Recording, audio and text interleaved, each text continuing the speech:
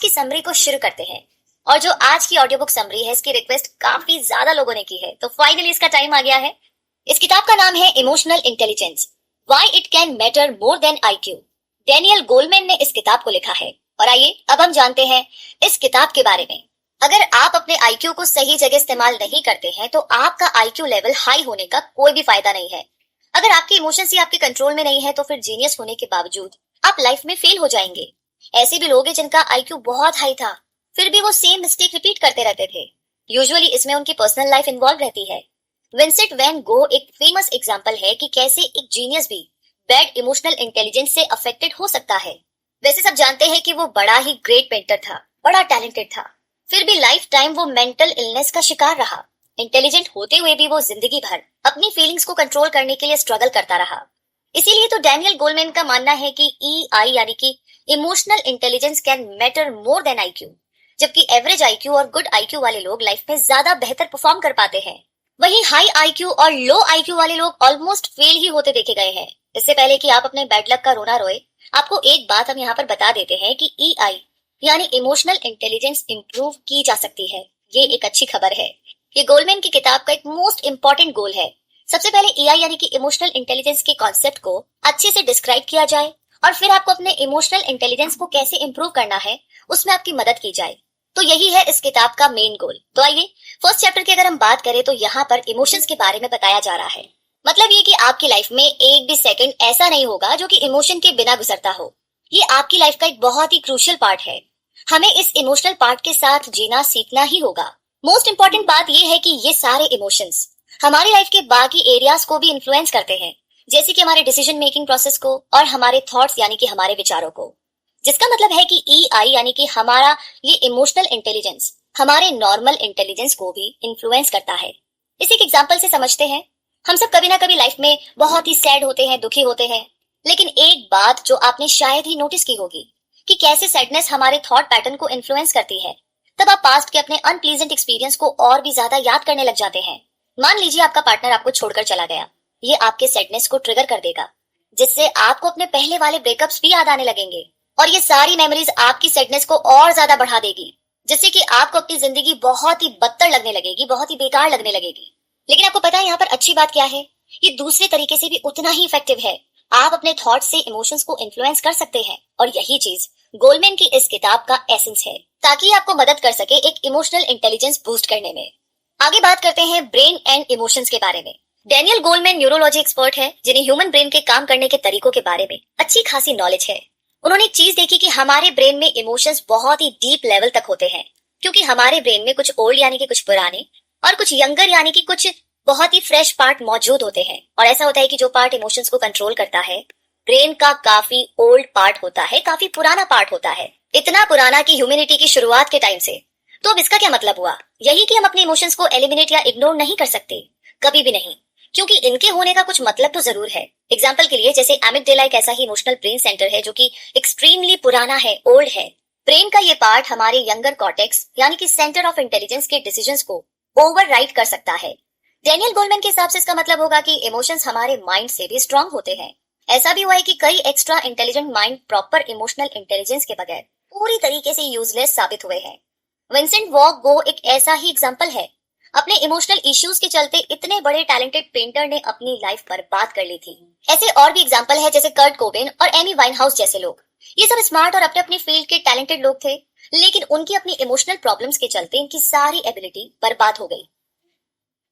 आगे अगर हम बात करें 5 डोमेन्स ऑफ इमोशनल इंटेलिजेंस के बारे में, तो EI यानी कि इमोशनल इंटेलिजेंस एक कॉम्प्लेक्स कॉन्सेप्ट है, लेकिन अगर हम इसे छोटे छोटे टुकड़ों में डिवाइड करके देखें तो इसे समझना ना काफी हद तक आसान होगा। आइए कोशिश करते हैं।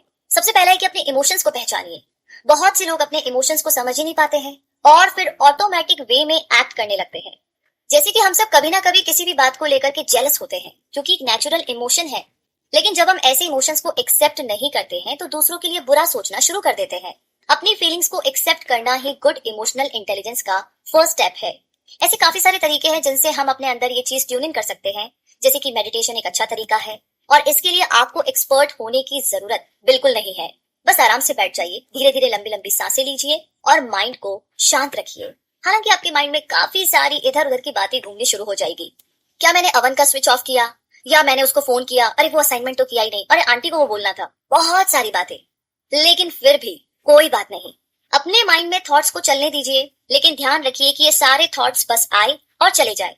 आपको किसी भी थॉट को पकड़कर नहीं बैठना है, वरना यह आपके माइंड और जजमेंट पावर को क्लाउड कर देगी।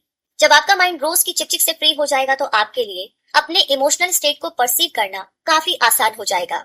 जैसे मान लीजिए आज आप पूरा दिन बहुत ही परेशान रहे, अगर आप थोड़ी देर के लिए भी मेडिटेशन करेंगे तो आप देखेंगे कि सारा दिन आप अपने पार्टनर के साथ हुए झगड़े को लेकर के परेशान थे, लेकिन आपकी डेली की अनइम्पोर्टेंट चीजों ने इस रियल रीजन को क्लाउड कर दिया था, राइट? आगे दूसरा पॉइंट है इमोशनल मैनेजमेंट। ये बहुत जरूरी है। हालांकि ऑथर इस बात पर जोर देते हैं कि इमोशंस हमारे इंटेलिजेंस को कैसे इन्फ्लुएंस करते हैं, लेकिन ये वन वे स्ट्रीट नहीं है। और ज्यादा स्पेसिफिक वे में मैं बोलूं तो आप कुछ हद तक अपने इमोशंस को कंट्रोल कर सकते हैं। डिपेंड करता है कि आप किस चीज पर फोकस कर रहे हैं। ये टॉपिक स्टेट ऑफ फ्लो के काफी क्लोज है, जिसे फ्लो बुक पे काफी अच्छे से एक्सप्लेन किया गया है। The psychology of optimal experience, खाली दिमाग शैतान का घर। नई कहावत यहाँ पर अप्लाई होती है, क्योंकि खाली बैठे रहने से हमारे दिमाग में नेगेटिव इमोशंस पैदा होते हैं। इसके बजाय किसी एक चीज पर फोकस कीजिए और जितना हो सके उतनी देर तक कंसंट्रेशन बनाकर रखिए। लेकिन इस बीच अपना फोन या सोशल मीडिया अकाउंट को बिल्कुल चेक ना करें। अगर आपको अपने इमोशंस को मैनेज करना है तो कुछ टाइम के लिए इन चीजों को भूलना होगा। एग्जैक्टली। बेशक मॉडर्न टेक्नोलॉजी हमें काफी मदद करती है, लेकिन अक्सर हम इसका मिसयूज करते हैं। जैसे कि साइकोलॉजिस्ट ये साबित कर चुके हैं कि जो लोग ज्यादा डिप्रेशन में रहते हैं या एंग्शियस होते हैं, वो सोशल नेटवर्क में बाकियों से ज्यादा टाइम एक्टिव रहते हैं। अपनी प्रॉब्लम को सॉल्व करने और कुछ प्रोडक्टिव करने की बजाय ये डिप्रेस्ड लोग बेकार में ही अपने सोशल नेटवर्क प्रोफाइल को घंटों तक स्क्रॉल करते हैं, देखते रहते हैं, कुछ ना कुछ ढूंढते रहते हैं। तो जिन लोगों को एंगर मैनेजमेंट की प्रॉब्लम होती है उनके लिए 10 सेकेंड्स रूल सबसे बढ़िया है। और ये नियम बहुत ही सिंपल है। जब भी आपको लगे कि गुस्सा आ रहा है तो आराम से बैठ जाइए और काउंटिंग शुरू कर दीजिए 1 से लेकर 10 तक। ये टेक्निक बहुत ही इफेक्टिव है, यहाँ तक कि बहुत ही गुस्सेल और इंपल्सिव लोगों को भी ये टेक्निक बहुत ही हेल्पफुल लगी। इसकी प्रैक्टिस करने के लिए पहले तो आप एंगर के फर्स्ट साइंस को पहचानें, जैसे कि अपटाइटनेस, मसल्स में टेंशन फील होना या फिर डिजीनेस। इन सिम्टम्स के बाद ही असली गुस्सा शुरू होता है। लेकिन जैसे ही आपको ये सिम्टम्स दिखाई दे, आप तुरंत 10 सेकंड्स वाली एक्सरसाइज को करना शुरू कर दीजिए और फिर आप देखिए कि आप कैसे अपने गुस्से को कंट्रोल कर लेते हैं। तीसरा पॉइंट है मोटिवेट योरसेल्फ। इसका बेस्ट तरीका है कि आप खुद को टाइम टू टाइम रिवॉर्ड देते रहे, लेकिन इस चक्कर में ओवर द टॉप ना चले जाए, क्योंकि अक्सर लोग रिवॉर्ड्स के एडिक्टिव हो जाते हैं। रिवॉर्ड आपका अल्टीमेट गोल नहीं है, ये तो बस आपको आपके गोल में मोटिवेट करता है। हर रोज बाहर जाकर के पार्टी करने की बजाय आप कुछ स्पेशल ओकेजन्स का वेट करें, इससे आपको और मजा आएगा और रिवॉर्ड का भी ज्यादा इफेक्ट पड़ेगा। मोटिवेशन के लिए हमेशा रीजनेबल गोल्स को सेट कीजिए। जैसे कि आपको अपनी इमोशनल इंटेलिजेंस को इंप्रूव करना है तो ये कोई इजी काम नहीं है। आपको इसे कुछ छोटे छोटे गोल्स पे डिवाइड करना होगा जो कि आप इजीली पा सके। अब जैसे आप अपनी इमोशनल मैनेजमेंट को इंप्रूव करना चाहते हैं तो पहले दूसरे डोमेन जैसे कि एम्पैथी को इंप्रूव करने की कोशिश करें। तो एसेंस में आपको गोल एग्जैक्टली कैसे रखने चाहिए, आइए जानते हैं। फर्स्ट है कि मॉडरेटली हार्ड। जाहिर सी बात है, आप कोई ऐसा टास्क तो चूज नहीं करेंगे जो बहुत ही आसान हो या बहुत ही हार्ड हो, क्योंकि इजी गोल्स आपको मोटिवेट ही नहीं करेगा और ज्यादा हार्ड आप ले लेंगे तो वो आपको बहुत परेशान कर सकता है। तो थोड़ा सा रीजनेबल होना चाहिए। दूसरा है कि you should get instant feedback. जब तक आपको अपने एक्शंस का आउटकम पता नहीं होगा, आप कभी भी इंप्रूव नहीं कर सकते हैं। और तीसरा है कि failure is not an option, it is a must. जी हाँ, अगर हर चीज प्लान के हिसाब से चलने लगे तो समझ लीजिए कि आप राइट ट्रैक पर हो। एक चीज हमेशा याद रखो कि फ्रस्ट्रेटिंग एक्सपीरियंस कहीं ना कहीं आपको पीछे खींचने की फिराक में रहते हैं। आपको फ्लो बुक पे अपने गोल्स के बारे में और भी ज्यादा जानने का मौका मिलेगा, तो आप इस बुक को ट्राई कर सकते हैं। आगे फोर्थ पॉइंट है एम्पैथी। ये कोर ह्यूमन कैरेक्टरिस्टिक है, क्योंकि हम इसके बिना रह ही नहीं सकते। फिर भी आज के टाइम में हम लोग अनएम्पैथेटिक और इनडिफरेंट होते जा रहे हैं और साइकोलॉजिस्ट इस प्रॉब्लम को लेकर के काफी ज्यादा परेशान है। एक तरफ तो आजकल वायलेंस इतना ज्यादा बढ़ गया है कि हमें इसकी आदत सी हो गई है और लोग टीवी वगैरह में इतना ज्यादा वायलेंस वाले प्रोग्राम देखने लगे हैं कि दूसरों की तकलीफ को देख करके भी लोगों को फर्क ही नहीं पड़ता है। बड़ी अजीब बात है और ये चीज बहुत ही डेंजरस है हमारे फ्यूचर के लिए, क्योंकि हेल्दी ह्यूमन रिलेशनशिप के लिए हम इंसानों में एम्पैथी होना बहुत जरूरी है। लेकिन अच्छी खबर ये है कि हम एम्पैथी को इंप्रूव कर सकते हैं, बस आपको इसके एरियाज पर थोड़ा वर्क करना होगा। जैसे कि दूसरों को ऑब्जर्व कीजिए। अक्सर हमें पता ही नहीं चल पाता है कि हमारे दोस्त या फैमिली वाले क्या फील कर रहे हैं। हम उनकी फीलिंग्स की परवाह ही नहीं करते, लेकिन उनके साथ थोड़ा टाइम स्पेंड करके हम ऑब्जर्व कर सकते हैं कि किसी सब्जेक्ट पर उनकी फीलिंग्स क्या है या वो कैसे रिएक्ट करते हैं। दूसरा है कि अंडरस्टैंड अदर्स। दूसरों को समझना पड़ेगा। जिससे आपकी बात हुई उस इंसान से बात करने के बाद खुद से ये पूछिए, इस इंसान को क्या फील होता होगा, उसके इमोशंस क्या होंगे। कुछ बिहेवियरल साइंटिस्ट इसे कॉग्निटिव पार्ट ऑफ एम्पैथी बोलते हैं। और आगे आपको ध्यान रखना है रेजोनेट विद अदर्स। जी हाँ, एक रिदम सेट कीजिए दूसरों के साथ। ये लास्ट और मोस्ट इम्पोर्टेंट पार्ट है और शायद सीखने के लिए बहुत ही मुश्किल वाला भी।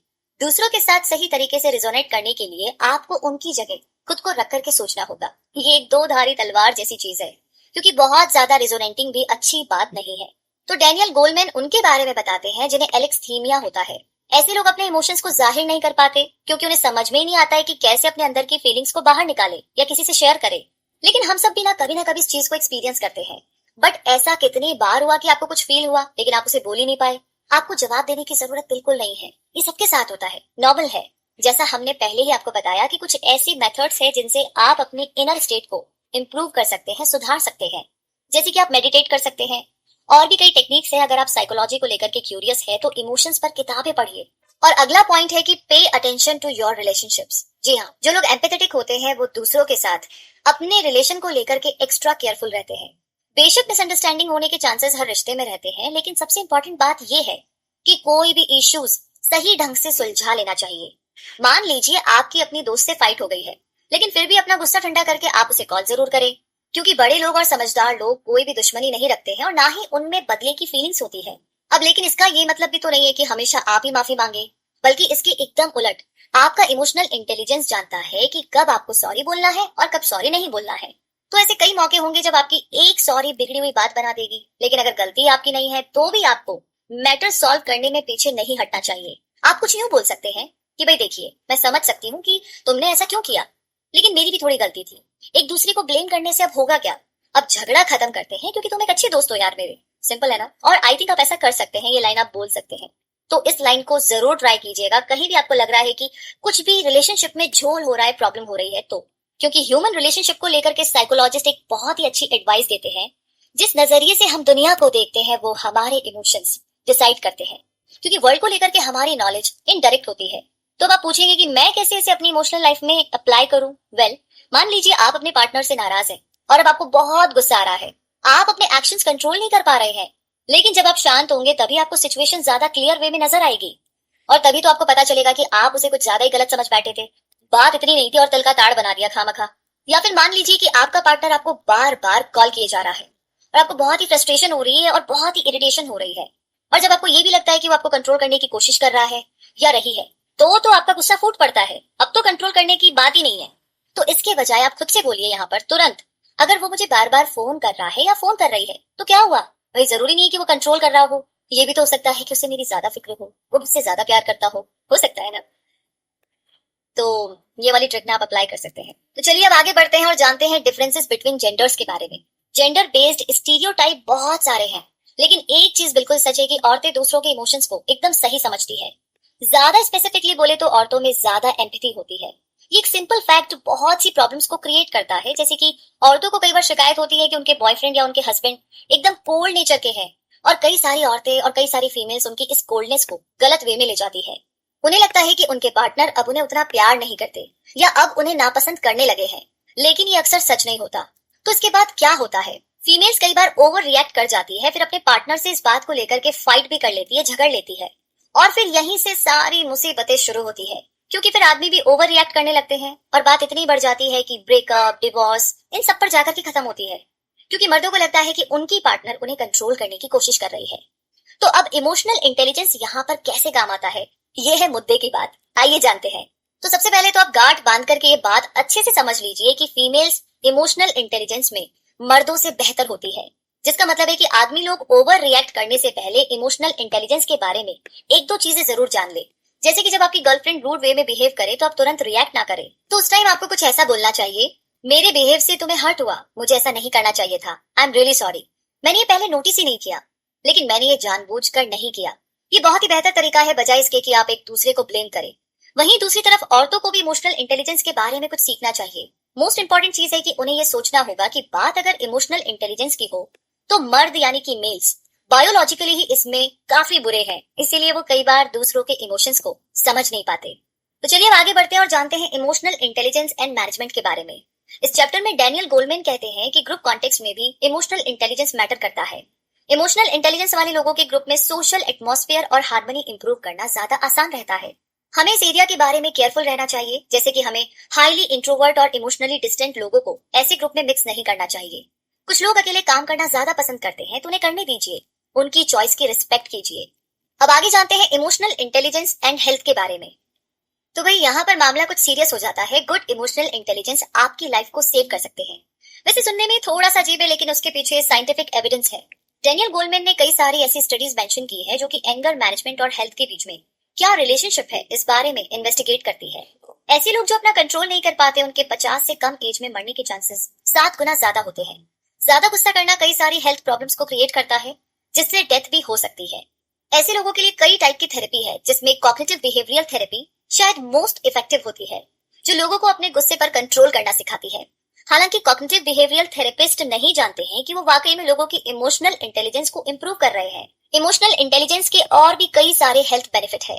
जिनकी इमोशनल इंटेलिजेंस अच्छी होती है, उनकी मेंटल हेल्थ भी काफी अच्छी होती है। जैसे कि हाई इमोशनल इंटेलिजेंस वाले लोग रिजेक्शन और ब्रेकअप्स को बहुत ही बेहतर तरीके से डील कर लेते हैं। और ऐसा इसीलिए होता है क्योंकि ये लोग, सबसे पहली बात, open towards their own emotions. मतलब ये कि सबसे पहले तो आप अपने इमोशंस एक्सेप्ट करना सीख लीजिए। ब्रेकअप होने के बाद अक्सर कई लोग अपनी फीलिंग्स को छुपाने की कोशिश करते हैं। वे बहुत ज्यादा ड्रिंक करना, स्मोकिंग करना शुरू कर देते हैं या दिन रात पार्टी करते हैं। लेकिन इससे सिचुएशन और भी खराब हो जाती है। अपने इमोशंस को रिजेक्ट करने की बजाय उन्हें एक्सेप्ट करना सीखिए। अगर रोने का मन है तो रो दीजिए ना। ऐसा नहीं होता है कि लड़के रो देंगे तो कमजोर हो जाएंगे। प्लीज अपने इमोशंस को एक्सप्रेस कीजिए, फीलिंग्स को छुपाइए मत। दूसरा है they refrain from global universal self devolutions. Breakup या रिजेक्शन होने के बाद लोग खुद में कमी देखने लग जाते हैं, जो कि बहुत गलत है। हालांकि ये बहुत ही कॉमन सी बात है, क्योंकि कभी हम खुद को बुरा समझते हैं और कभी बहुत अच्छा। लेकिन प्रॉब्लम तब शुरू होती है जब हम अपने बारे में ग्लोबल नेगेटिव व्यू अडॉप्ट कर लेते हैं, यानी हम हर चीज में खुद को बहुत ही कमतर फील करने लगते हैं। लेकिन हाई इमोशनल इंटेलिजेंस वाले लोगों के साथ ऐसा बिल्कुल नहीं होता। उन्हें पता होता है कि उन्हें बैड इसलिए लग रहा है क्योंकि उनका ब्रेकअप हो गया या वो रिजेक्ट हो गए। लेकिन इसका ये कतई मतलब नहीं है कि वो हर चीज में बेकार है, बुरे हैं। ये एक एसेंशियल पार्ट है। जब हमें बुरा लगता है तो हम अपनी वीकनेस को बहुत बड़ा चढ़ा करके देखते हैं। हाई इमोशनल इंटेलिजेंस वाले लोग इस चीज को समझते हैं, इसीलिए वो सैडनेस से बहुत ही जल्दी बाहर आ जाते हैं। आगे बात करते हैं अब बैड इमोशनल इंटेलिजेंस के रीजंस के बारे में। जैसा कि हमने पहले भी आपको बताया कि कुछ जेंडर इमोशनल इंटेलिजेंस को इन्फ्लुएंस करते हैं और हम इस बारे में कुछ कर सकते हैं, लेकिन कुछ बाकी नॉन जेनेटिक फैक्टर्स भी काफी इंपॉर्टेंट रोल प्ले करते हैं। उसमें से एक है फैमिली, जो कि एक इंपॉर्टेंट फैक्टर है। इसे और स्पेसिफिकली बोले तो आप कैसी फैमिली में पले बड़े हैं, ये चीज भी आपकी इमोशनल इंटेलिजेंस को काफी हद तक अफेक्ट करती है। जिन लोगों की फैमिली में प्रॉब्लम्स होती है, उनमें रहने वालों का इमोशनल इंटेलिजेंस काफी पुअर रहता है, खराब रहता है। इस टाइप के लोग अपने और दूसरे लोगों के इमोशंस से पूरी तरीके से अनजान होते हैं। अक्सर गुस्से से फट पड़ते हैं और अपने इमोशंस पर उनका कोई कंट्रोल नहीं होता। कई केसेस ऐसे भी देखे गए हैं जहां पर बैड फैमिली एनवायरनमेंट की वजह से लोगों में साइकोपैथी प्रॉब्लम्स तक डेवलप हो जाती है। और इस तरीके के मेंटल डिसऑर्डर को lack of empathy clearly describe करती है, जो कि इमोशनल इंटेलिजेंस में मोस्ट इंपॉर्टेंट चीज है। और हम सबको पता है कि साइकोपैथ्स क्या करते हैं। ये लोग ऐसे ऐसे क्राइम्स करते हैं कि हम सोच भी नहीं सकते। इनमें से कुछ लोग तो फेमस सीरियल किलर्स तक बन जाते हैं, जैसे टेड बंडी, जो कि अपने पेरेंट्स के साथ रहता था, लेकिन उसे मालूम नहीं था कि उसके रियल पेरेंट्स उसे अपने पेरेंट्स के घर पर छोड़ गए थे। इसीलिए टेड बंडी अपने ग्रैंड पेरेंट्स के घर पर पला बढ़ा, जो कि उसकी उतनी केयर नहीं करते थे। उसके ग्रैंडफादर को खास करके एक मिसफिट रोल मॉडल बोला जा सकता है, क्योंकि वो जानवरों को टॉर्चर करके खुश होते हैं और वाकई में बहुत बुरे थे। अब आप ही सोचिए इन सब चीजों का टेड बंडी के माइंड पर कैसा इफेक्ट हुआ होगा, क्योंकि उसके बाद की स्टोरी तो हम सभी जानते हैं। टेड बंडी ने न जाने कितने ही लोगों को मौत के घाट उतारा, जिनमें ज्यादातर कॉलेज गर्ल्स थी, और उसे कभी भी अपने किए का पछतावा ही नहीं हुआ। लेकिन ऐसा जरूरी नहीं कि हर कोई जिसका चाइल्डहुड खराब गुजरा हो वो एक साइकोपैथ बन जाए। असल में तो बस एक स्मॉल पोर्शन ही किसी को फुल ऑन साइकोपैथ बना सकता है, जिसका मतलब है कि जो डैमेज चाइल्डहुड में हुआ उसे बाद में रिवर्ट किया जा सकता है। ये उन लोगों के लिए मेन सोर्स ऑफ मोटिवेशन हो सकता है जिनके साथ बचपन में किसी तरह का अब्यूज हुआ हो।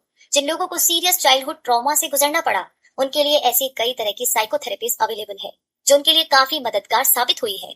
साइको एनालिसिस एक ऐसी ही थेरेपी है जो हमारे पास्ट की गहराई में जाकर के काम करती है।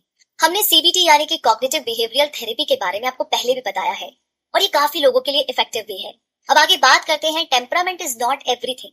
जी हाँ, इस चैप्टर में गोलमैन ने कई सारी स्टडीज के एग्जाम्पल दिए हैं जिनमें टेम्परामेंट का टॉपिक इन्वॉल्व है, जैसे कि कोई इंसान किस एनवायरनमेंट में कैसे रिएक्ट करेगा।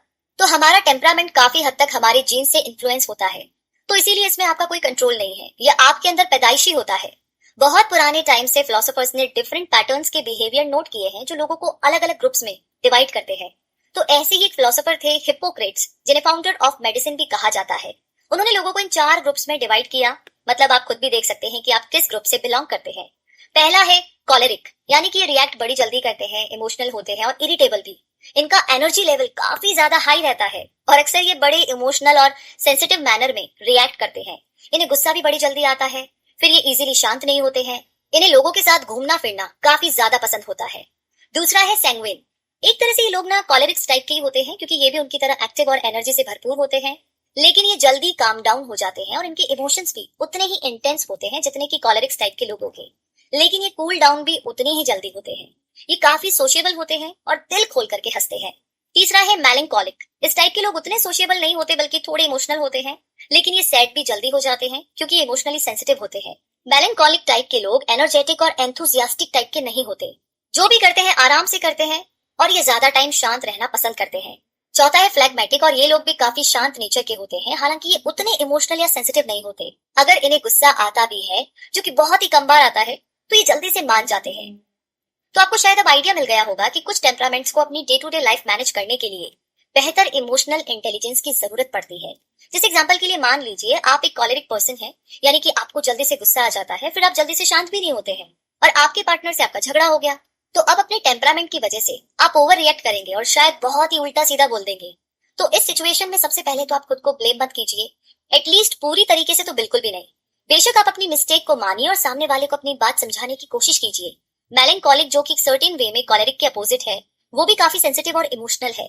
बाहर से ये देखने में बड़े कोल्ड टाइप के लगते हैं, लेकिन उनकी फीलिंग्स काफी स्ट्रांग होती है और यहीं से प्रॉब्लम शुरू होने लगती है, जिसकी वजह से लोग सोचते हैं कि मेलंकोलिक इमोशनललेस है और उन्हें दूसरों की तो कोई फिक्र ही नहीं है। अब मान लीजिए आप मेलंकोलिक टाइप के हैं और आप एक डेट पर गए हैं। अब क्योंकि आप थोड़े से शर्मीले हैं, तो आपको समझ नहीं आता है कि अपनी डेट से क्या बात की जाए, कहां से शुरू की जाए। और आपको बाद में रियलाइज होता है कि आपका डेट आपके बारे में ये सोचता है कि आप उसे पसंद नहीं करते। लेकिन यहाँ पर कोई स्ट्रॉन्ग इमोशनल इंटेलिजेंस वाला मेलंकोलिक दूसरों को अपनी रियल फीलिंग्स एक्सप्लेन कर सकता है। तो कहने का मतलब ये है, मुद्दा मामला ऐसा है, कंक्लूजन ये निकलता है इस किताब का कि मोस्ट इंपॉर्टेंट पॉइंट्स की अगर हम बात करें, उसको समराइज करें, तो सबसे पहले है इमोशंस। हमारी लाइफ का एक सेकंड भी इमोशन के बिना नहीं गुजरता। ये हमारी लाइफ का एक क्रूशियल पार्ट है और हमें इसके साथ जीना सीखना होगा। मोस्ट इंपॉर्टेंट बात यह है कि हमारे इमोशंस हमारी लाइफ के बाकी एरियाज को भी इन्फ्लुएंस करते हैं, जैसे कि हमारी डिसीजन मेकिंग प्रोसेस और हमारे थॉट्स, जिसका मतलब है कि इमोशनल इंटेलिजेंस नॉर्मल इंटेलिजेंस को इन्फ्लुएंस करती है। दूसरा है brain and emotions. Daniel Goleman neurology expert है, जिन्हें ह्यूमन ब्रेन के काम करने के तरीकों के बारे में अच्छी खासी नॉलेज है। उन्होंने चीज देखी कि हमारे ब्रेन में इमोशंस बड़े डीप लेवल तक होते हैं, क्योंकि हमारे ब्रेन में कुछ ओल्ड और कुछ यंगर पार्ट मौजूद होते हैं। और ऐसा होता है कि जो पार्ट इमोशंस को कंट्रोल करता है, ब्रेन का काफी ओल्ड पार्ट होता है, इतना ओल्ड की ह्यूमैनिटी की शुरुआत के टाइम से। तो इसका क्या मतलब हुआ? यही कि हम अपने इमोशंस को एलिमिनेट या इग्नोर नहीं कर सकते, कभी भी नहीं। उनके होने की एक वजह जरूर है। तीसरा है कि नोइंग वंस इमोशंस। बहुत से लोग अपने इमोशंस को समझ नहीं पाते और फिर ऑटोमेटिक वे में एक्ट करने लगते हैं, रिएक्ट करते हैं। जैसे कि हम सब कभी ना कभी किसी बात को लेकर के जेलस फील करते हैं, क्योंकि ये एक नेचुरल इमोशन है। लेकिन जब हम ऐसे इमोशंस को एक्सेप्ट नहीं करते हैं, तो दूसरों के लिए बुरा सोचना शुरू कर देते हैं। चौथा है इमोशनल मैनेजमेंट। हालांकि ऑथर इस बात पर जोर देते हैं कि इमोशंस हमारे इंटेलिजेंस को कैसे इन्फ्लुएंस करते हैं, लेकिन ये वन वे स्ट्रीट नहीं है। और ज्यादा स्पेसिफिक वे में बोलूं तो आप कुछ हद तक अपने इमोशंस को कंट्रोल कर सकते हैं। डिपेंड करता है कि आप किस चीज पर फोकस कर रहे हैं। पांचवा है मोटिवेट योरसेल्फ। इसका बेस्ट तरीका है कि आप खुद को टाइम टू टाइम पर रिवॉर्ड देते रहे, लेकिन इस चक्कर में ओवर द टॉप ना चले जाए, क्योंकि अक्सर लोग रिवॉर्ड्स के लिए एडिक्टिव हो जाते हैं, उन्हें आदत लग जाती है। रिवॉर्ड आपका अल्टीमेट गोल नहीं है, याद रखें। ये तो बस आपको आपके गोल में मोटिवेट करता है। और आगे है एम्पैथी। ये एक कोर ह्यूमन कैरेक्टरिस्टिक है, क्योंकि हम इसके बिना नहीं रह सकते। फिर भी आज के टाइम में हम लोग अनएम्पैथेटिक और इंडिफरेंट होते जा रहे हैं और साइकोलॉजिस्ट इस प्रॉब्लम को लेकर के काफी ज्यादा परेशान है। एक तरफ तो आजकल वायलेंस इतना ज्यादा बढ़ गया है कि हमें इसकी आदत सी हो गई है और लोग टीवी वगैरह में इतना ज्यादा वायलेंस वाले प्रोग्राम देखने लगे हैं कि दूसरों की तकलीफ को देख करके भी लोगों को फर्क ही नहीं पड़ता है। और ये चीज बहुत ही डेंजरस है हमारे फ्यूचर के लिए, क्योंकि हेल्दी ह्यूमन रिलेशनशिप के लिए हम इंसानों में एम्पैथी होना बहुत जरूरी है। लेकिन अच्छी खबर ये है कि हम अपने अंदर एम्पैथी को इम्प्रूव कर सकते हैं। और अगला पॉइंट है पे अटेंशन टू योर रिलेशनशिप्स। जो लोग एम्पैथेटिक होते हैं, वो दूसरों के साथ अपने रिलेशन को लेकर के एक्स्ट्रा केयरफुल रहते हैं। बेशक मिसअंडरस्टैंडिंग, गलतफहमियां होने के चांसेस हर रिलेशनशिप में रहते हैं, लेकिन सबसे इंपॉर्टेंट बात यह है कि मिसअंडरस्टैंडिंग को सही ढंग से सुलझा दिया जाए। तो इसी के साथ दोस्तों, इन सभी बातों के साथ, इन सभी मेथड्स के साथ, ये समरी इमोशनल इंटेलिजेंस यहीं पर खत्म होती है।